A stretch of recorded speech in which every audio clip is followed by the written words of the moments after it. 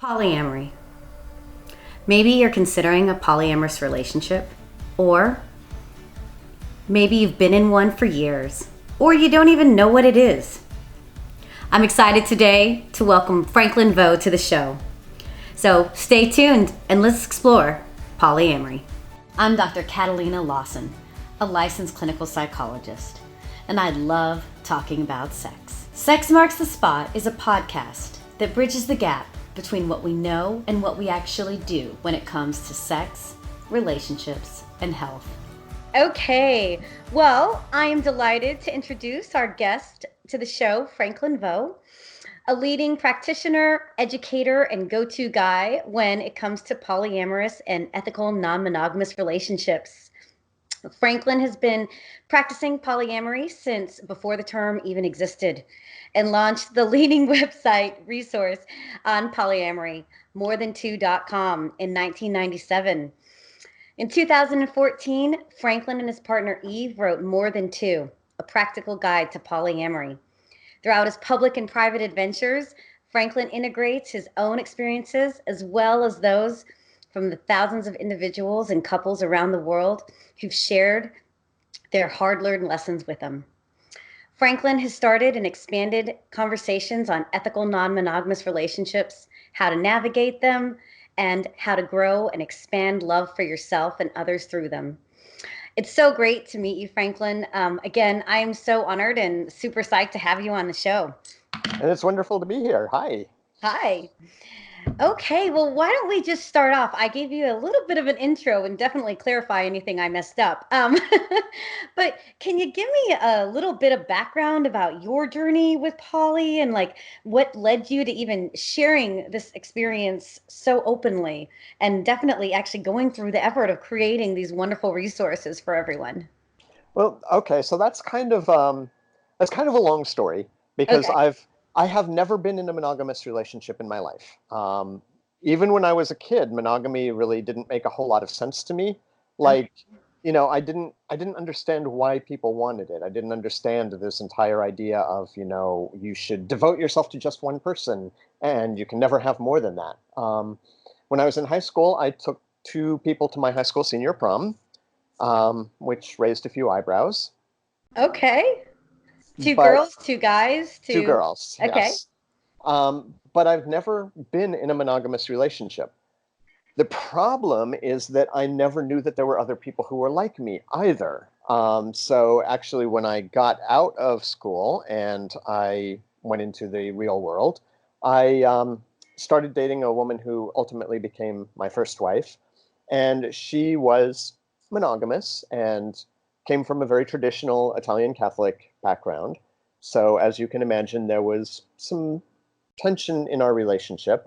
Um, we didn't we didn't really understand each other in a lot of ways. And I think it's amazing that we held it together for as long as we did, because we were together for 18 years, even without really understanding what we both wanted. Mm. I told her, of course, early on in the relationship that monogamy was not something that was important to me. Um, she was actually the first of the two of us while we were together who had an outside lover. Um, and for a while, she and I and my best friend and my best friend's girlfriend were in what would today be called a polyamorous quad, although, of course, we didn't really have that language back then. This Mm. was, late 1980s, early 1990s that this was going on. Okay. So, yeah, it was an interesting experience because we didn't have a community. We were sort of making things up as we went along. And so we got some things right. We got some things wrong. We ultimately were not able, she and I, to make the relationship last because, as she put it, this was really not what she wanted. She wanted a traditional relationship. She wanted a traditional marriage. She wanted, the suburban house with the white picket fence and all of those things. And I started writing online on my personal website back then about polyamory. So I had gone into a project with a college friend of mine. We started a small press magazine and we created a website for the magazine. Can you actually tell me when that was where you were in your relationship, in your like relationship development as far as you exploring poly? hmm So this was in the mid 1990s. I was still with my ex-wife, and a college buddy of mine and I had started a small press underground magazine. It was called Zero Magazine, which is why my website is called zeromag.com. Okay. And then each one of us put up, it was mostly a magazine that was for, a website that was for the magazine. But each one of us had our own little private personal page. And on my personal page, I talked about polyamory. And I wasn't actually trying to write like a resource for polyamory. I was writing basically for the early version of me who is, screwing things up and getting things wrong and stuff like that. We woke up one day and the poly section of the site was like more widely visited than the rest of the site. And Mm. then when was it? It was sometime in the mid 90s. Montel Williams, the talk show host, Yeah. did a segment about polyamory. And we woke up and we had an alert from our ISP that the website had exceeded its bandwidth because people went online after the episode and they started Googling polyamory and they found the pages on Zero Mag. And so it kind of exploded from there. Wow. And I kept adding on and I kept adding on. But I was writing a resource that was like for the younger version of me. I wasn't setting out to write what it ultimately became. Mm. And then it got so popular and dwarfed the rest of the site to such an extent that I took all the poly stuff and I moved them onto their own domain, which is where More Than Two came from. Gotcha. So Zero Mag still exists, and it's my personal site now. The magazine is now defunct. But all of the poly stuff has been shifted over to morethan2.com. Cool. Okay. Well, and I definitely saw a lot of overlap between what you have on morethan2.com as well as what you have in More Than Two, your book. Um, Definitely, it seemed like you shared so much of you and Eve's experiences. I mean, it just sounds like it was such an organic one. I mean, you're an amazing writer. Oh, thank Um, you. and so for you to just so openly just begin to share this, then and then actually to just continue, and particularly it almost sounds like you're saying everything was really for this younger you, that naive Yes. you, you know, that it almost I can imagine was a bit of like a journaling process for you of making sense and integrating your own experience into who you are now, too, hmm right? In a lot of ways, it was, yes. The early poly community didn't have a lot of institutional knowledge, and Mm-mm. there wasn't a lot of real understanding of what works and what doesn't. So if you trace the poly community when it first started to develop from the early 1990s up through today, you'll see that it has gone through a lot of really significant shifts. Mm. And and one of those shifts actually is a move away from the idea that polyamory is something that couples do toward an idea that polyamory is something that people do. Mm. Because the early poly scene was very much a couples plus kind of approach to polyamory, where there was an emphasis on the couple. There was always a central couple, and then they had, secondary outside partners. And that caused a lot of damage and that caused a lot of harm to people. And there wasn't a lot of institutional knowledge really about why that approach could be damaging because people were so concerned, I think, that polyamory would harm the couple, that polyamory was this dangerous thing that needed to be controlled, that they really, Mm. really believed that other partners needed to be kept at arm's length so that um, they wouldn't hurt the core couple.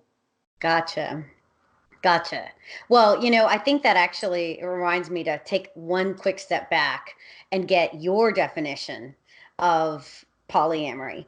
Um, and considering that, but can you give me your definition of how you, I guess, introduce polyamory or see or describe it? So I would think that polyamory at its core is basically any romantic relationship that involves more than two people. And the core components of it are romantic relationships, so it's not purely recreational sex. There's an expectation of continuity and an expectation of emotional connection, and more than two. There's three or more people involved somehow.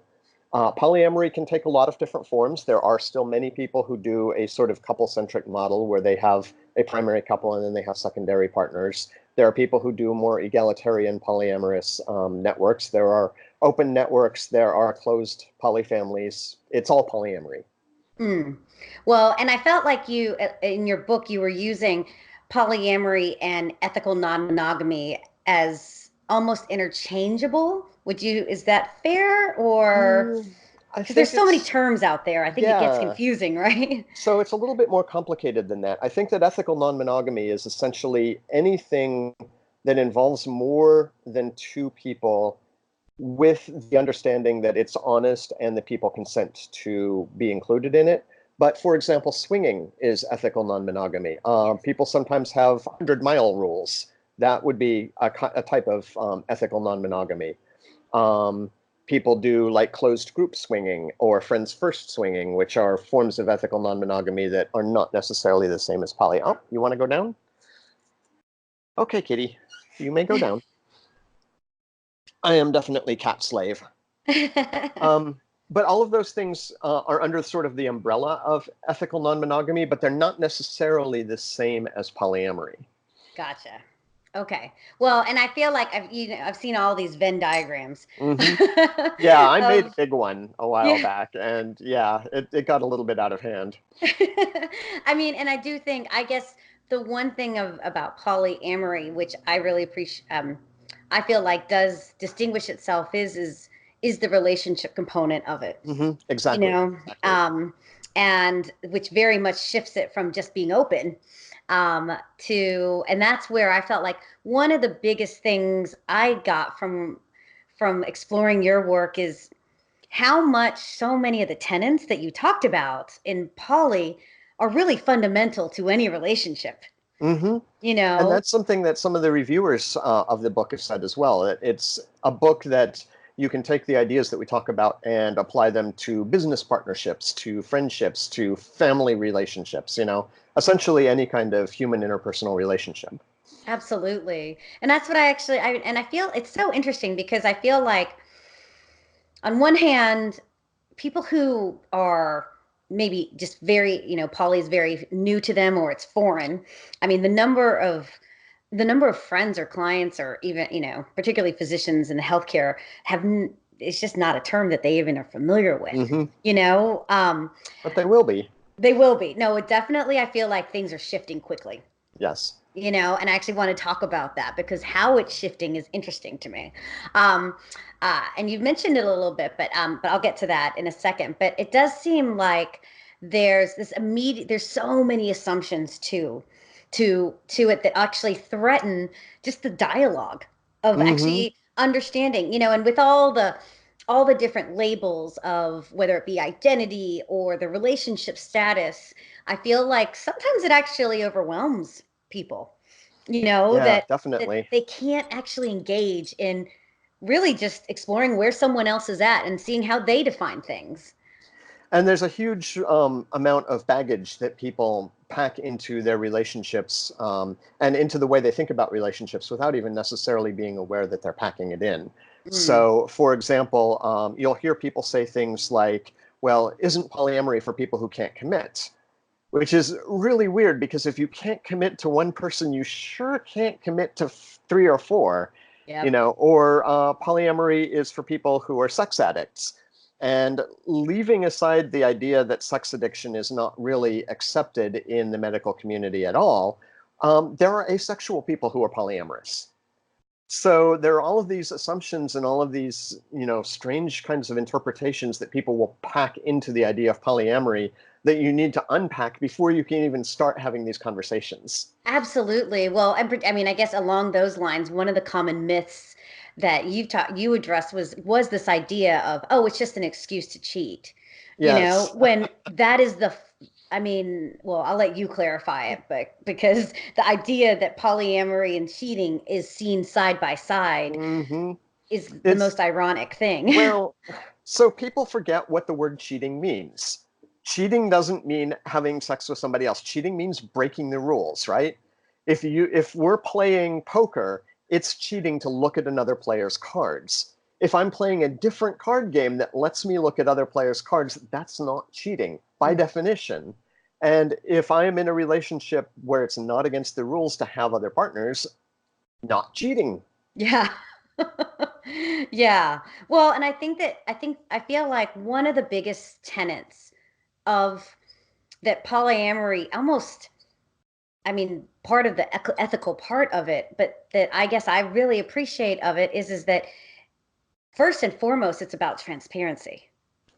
Ideally, there are people who do what is called don't ask, don't tell polyamory. Hmm. And there can be some problems with that in the real world. That creates situations that make it very difficult for the people outside of that core couple to feel safe. And we talk about some of those in More Than Two. But there are people whose approach to polyamory is not necessarily transparent. Well, and that was definitely something I'm happy you brought up because throughout even just meeting people who are poly and who really publicly identify themselves as poly or clients, um, who still, when they meet someone new, will have a real hard time about being transparent, Hmm. even if they don't have the don't ask, don't tell policy. Um, and I guess I'm wondering, like, what have you seen are some of the barriers or some of the things that maintain that lack of transparency, even amongst individuals who are kind of have been engaging in poly relationships for a while? There are a couple of things that can really sort of become a problem there. One of them is that none of us just springs fully formed out of the head of Zeus. We are all kind of the products of the environment that we grew up in, and particularly the ideas about relationships that, were given from the time we're in diapers. Mm, And when you approach polyamory from a background or a history of monogamy, in many monogamous relationships, and I won't say all because certainly there are not, there are people in monogamous relationships who do not become threatened or jealous. But in many monogamous relationships, it is very common for people to have this idea that if they express interest in another person, or even if they find another person attractive, they cannot say that. It will trigger hmm. jealousy, it will trigger feelings of threat or abandonment. And so when you live your entire life believing that it is dangerous to express interest in somebody else or even express attraction to somebody else to your partner, it's hard to let go of that overnight. Yeah. Um, and so you can say, okay, well, we're going to be polyamorous now, but you still have to unlearn that. You still have to let go of that baggage. And honestly, there are people in polyamorous relationships who still do feel very easily jealous. I've been involved with some of those people myself. Yeah. And and as much as we like to say polyamory is about transparency and you should always be open with everything with your partner, when you are in a relationship with a partner who is jealous, who is insecure, who feels threatened easily, then there can be penalties for being open, Yep. emotional penalties primarily, but then you have to deal with your partner's jealousy. And you can say that the easiest solution to that is simply don't date people who are jealous, or don't date people who are insecure. And to some extent, there is maybe some truth to that, and that's kind of an approach that I'm taking in my life these days.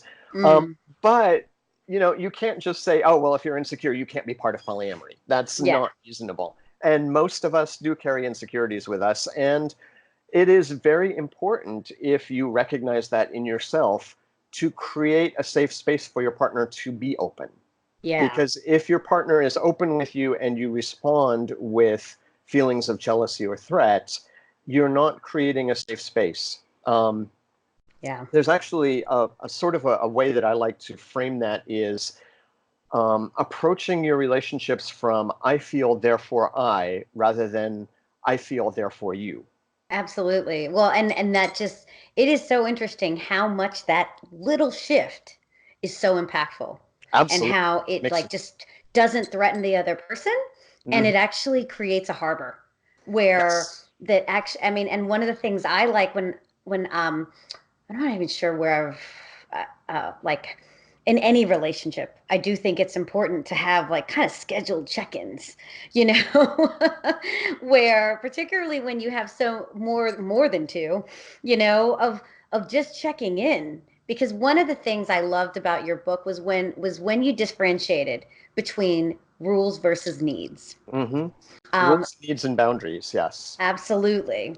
And so you want to give us a little bit of where you talk about like your little synopsis of that bit where that differentiates between rules, needs, and boundaries. So the way we define them in More Than Two is that rules are behavioral prescriptions that you put on somebody else. And boundaries are always about yourself, access to you, your intimacy, your emotions, things like that. So, for example, I feel jealous if you take a partner to our favorite restaurant. Therefore, you may not take a partner to our favorite restaurant is a rule. That is not a boundary. It's something that you place on another person or other people. And in cases like that, without the consent of the third party. In fact, Yep. a lot of rules don't even think about the third party and don't think about getting the third party's consent. Yep. Whereas boundaries are things that you place on access to yourself. So, for example, I will not be with somebody who talks to me in a certain way. I will not be with somebody who yells at me. That's a boundary, not a rule. The difference between I won't be with somebody who yells at me and you cannot yell at me may sound like it's just purely semantic. It may sound like it's trivial, but the key component is the locus of control. Absolutely. I am controlling myself versus I am controlling you. Which we know we can't control anyone else. I mean, and I Well, think we that can that try, we could try and we'll fail. but I it's so mean, tempting to try. It's so tempting. absolutely. We keep Like when you're thinking in we the can. middle, yeah, when you're in the middle of those feelings, it's so tempting to say, if you stop doing these things, then these feelings that I have will stop. So stop doing these things. And it's so Absolutely. hard to try to step away from that. Well, absolutely, and it feeds though this idea of, oh, you can give me this, like and as well as it gives us someone to blame, but it also it seems like particularly in relationships, this person makes me feel happy, Hmm. makes me feel powerful. No, actually, they're around, they're creating, so fostering an environment. You make yourself powerful, Exactly, you exactly. know? And I do think that I mean, there's so much romance out there that there is such this ideal that we actually put pressure, so much pressure on the relationship to Don't do stop. that. You know, it's almost, I mean, and I think that that was one of the other things I liked about your book was how much you were talking, differentiating between when the relationship isn't working for you, Hmm. you know? Yeah, and I think that one of the things that we inherit from this sort of monogamous culture that we live in is the idea that if the relationship doesn't work for me, or if the relationship doesn't work for us, and therefore we agree to end the relationship, that's a failure. Yep. That and that kind of failure always comes with blame attached. You 100%. know, when monogamous people break up, when a monogamous couple gets a divorce, people always want to know whose fault it was. Yep. Who did this to who? Exactly. Yep. And they don't see that, you know, a relationship has to work for all of the people involved or else it isn't really working at all. And that something like a divorce or the end of a relationship isn't a problem. It's a solution to a problem. The Yep. problem is the relationship wasn't working. The solution was to dissolve it and find a relationship that does. Absolutely. Absolutely.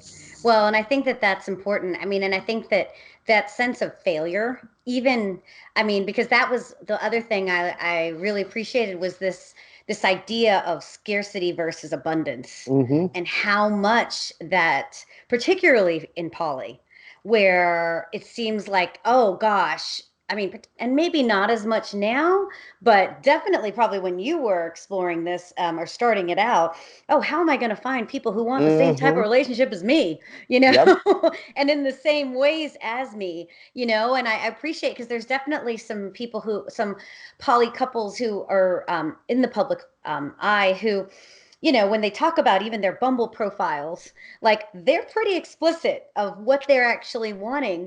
And so this idea of actually just knowing that, oh, she's adorable, knowing that we are a huge world, Hmm. but what was your experience, particularly early on? Because I think that this idea of scarcity really keeps people in bad relationships It or does. Yeah, so early on, I absolutely positively came at to relationships from a scarcity mindset, and I totally believe that there was nobody else in the world who was like me. That I would never find anybody who wanted all the same things that I did, and so I had to make it work. I had yeah. to make it work, and that was all there was to it. And what happened, I think, was that I actually stayed in relationships that were dysfunctional with partners who didn't want the same thing I wanted for longer than I really should have, Mm-hmm. because I believed that I would simply have to go through all of this stuff again with any new partner that I dated. Yep. And so I would make all the same compromises because there was nobody else who wanted polyamory, right? Yep. And that messed me up for a while. It really did. You get this sort of virtuous feedback cycle going on. When you have an abundance mindset, you're not desperate. You're not Yep. always looking. That is attractive. And people notice you more because you're not constantly prowling for people. You're not constantly acting desperate. Um, so it becomes this virtuous feedback cycle where the more you embrace an abundance mindset, the more people find you attractive. The more people find you attractive, the easier it is to embrace an abundance mindset. The more you do that, the more It people find you feeds. attractive, and yes, on and on it goes. Yep. Well, and I feel like that really does cut across all relationships, as far as us actually just truly owning what it is we want and what we actually want to surround ourselves with, you Hmm. know? And I feel like that's what it does also is at the very beginnings of relationship, it actually sets the plane. It It says, really does. yeah.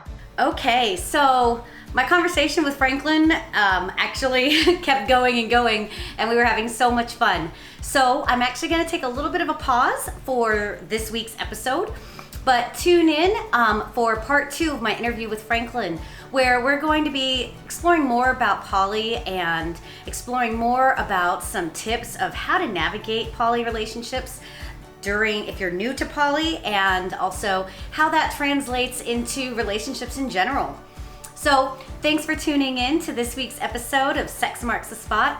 Check me out every Wednesday, hump day, for your next episode, and feel free to add comments. I'm always open to questions or anything. You can find me on iTunes, Spotify, YouTube.